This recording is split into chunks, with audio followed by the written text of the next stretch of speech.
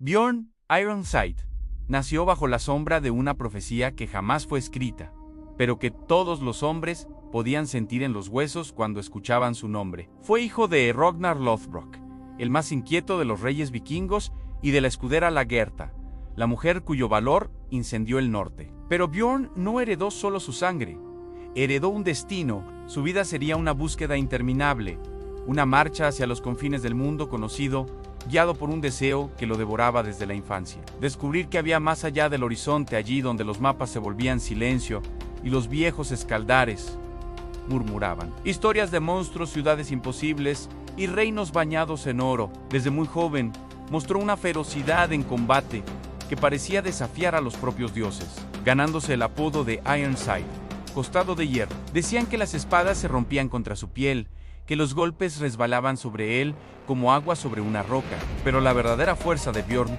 no estaba en sus músculos, estaba en su espíritu, en esa ambición indomable que lo llevó a convertirse en el navegante más temido del norte. La leyenda cuenta que, siendo apenas un muchacho, Bjorn acompañó a Ragnar en su primera incursión hacia Francia, enfrentándose a murallas que parecían más altas que el cielo mismo.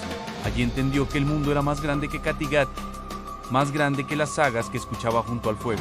Mientras los vikingos celebraban su victoria, él observaba el horizonte, deseando seguir más lejos, hacia territorios que incluso los francos temían nombrar. Con cada expedición, Bjorn crecía en fama y tamaño, transformándose en un guerrero cuya presencia en el campo de batalla abría un camino donde solo debía existir la muerte. A su alrededor, los más jóvenes encontraban inspiración, y los más viejos murmuraban que algún día superaría a Ragnar. Pero Bjorn no quería ser un rey como su padre. Quería ser algo más.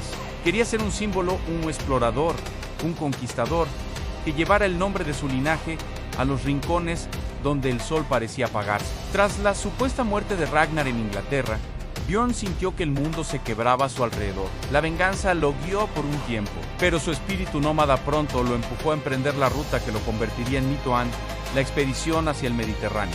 A bordo de enormes drakers como los que solo el norte podía construir, Bjorn reunió una flota que parecía avanzar como un enjambre de lobos hambrientos.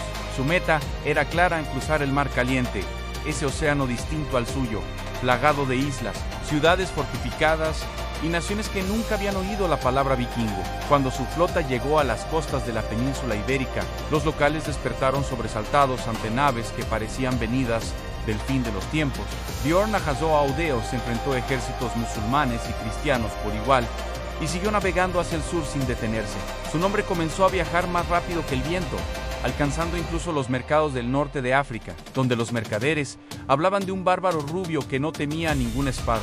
Las crónicas árabes lo describen como un guerrero casi sobrenatural, capaz de abrirse paso entre lanzas como si cortara niebla, y aseguran que su determinación dejaba helados incluso a los más disciplinados soldados del califato. La cúspide de su leyenda llegó cuando dirigió su flota hacia Luna, una ciudad italiana que confundió con Roma. Para los vikingos, Roma era el corazón del mundo cristiano, un tesoro tan grande que incluso Odín contaba historias sobre su riqueza. Cuando Bjorn vio las murallas de Luna y escuchó a sus hombres susurrar que la fortaleza era inexpugnable, comprendió que allí estaba su oportunidad, no solo de conquistar una ciudad, sino de grabar su nombre en la historia universal. Entonces, ideó una de las artimañas más audaces jamás vistas: fingió su propia muerte. Las puertas de la ciudad se abrieron para recibir el cuerpo del supuesto invasor caído. Y cuando los clérigos se reunieron para bendecir aquel cadáver enemigo, Bjorn surgió de su ataúd como un lobo liberado del hielo. Las crónicas cuentan que sus gritos resonaron dentro de las iglesias como un trueno,